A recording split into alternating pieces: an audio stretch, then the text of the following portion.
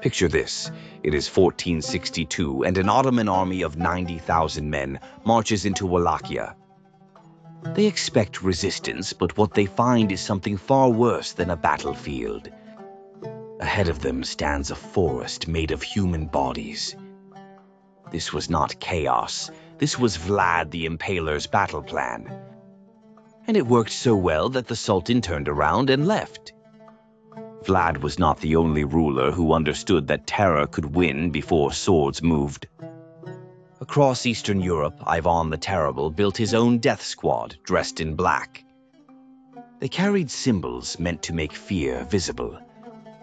Both men understood one brutal idea: break the enemy's mind before touching the blade.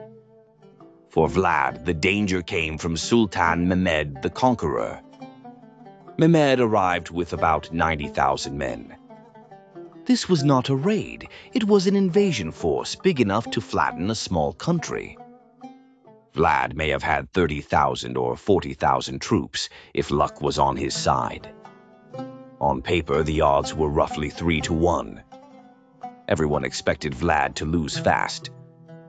But Vlad was not planning to fight fair. He built his strategy around becoming absolutely terrifying. Near his capital at Targoviste, the Ottoman army did not find soldiers waiting.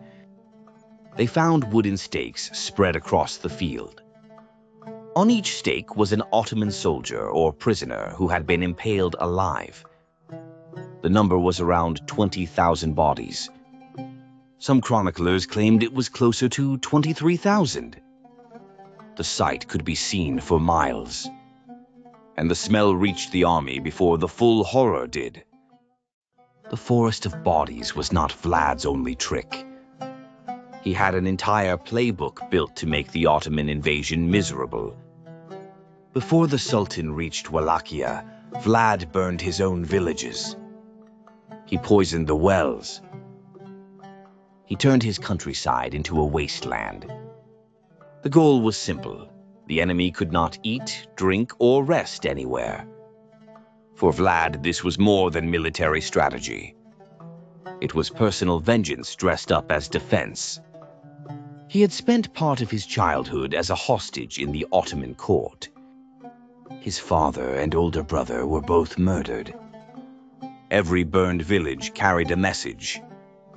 You took my family, and now I am taking everything you hoped to gain. On June 17, 1462, Vlad launched the night attack at Targoviste. He led a surprise assault on the Ottoman camp in the middle of the night. It became one of the largest night attacks in medieval history.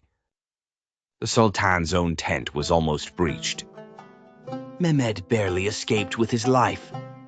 By then, the Ottoman army had faced fire, poison, terror, and a night assault. On paper, they had the numbers to crush Wallachia. But they could not crush the fear Vlad had planted in their heads. That army should have won easily. Instead, it limped home because the cost of victory felt too horrifying. Now flip the script. Vlad used terror against invaders. Ivan the Terrible turned it against his own people. Ivan's system was disturbing because it was so theatrical. In 1565, he created the Oprichnina. It functioned like a second government inside Russia. But this government answered only to Ivan. Its enforcers were called the Oprichniki. They acted as judge, jury, and executioner at once. They had no legal limits, no oversight, and no mercy. Every member dressed in black. They rode black horses. Their symbol was a severed dog's head tied to the saddle. It was meant to show they could sniff out treason. They also carried a broom. The broom symbolized sweeping traitors away. Ivan turned political murder into street theater. The Oprichniki did not need to kill everyone. They only needed everyone to know they could. When black riders came with those symbols, the message was clear. Fear became a daily sight in Russia. Ivan did not just rule through terror, he branded it. Then his terror became personal and unpredictable. He would invite nobles to feasts, pour wine, and raise a toast. Then he would order executions at the dinner table. In 1570, Ivan sent the Oprichniki against Novgorod.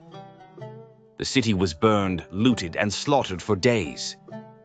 Estimates range from about 2,000 to over 12,000 dead. Novgorod never recovered its former power. Vlad used terror to drive invaders away. Ivan used it to keep his own people afraid. Both understood that visible fear travels faster than armies and lasts longer than battles.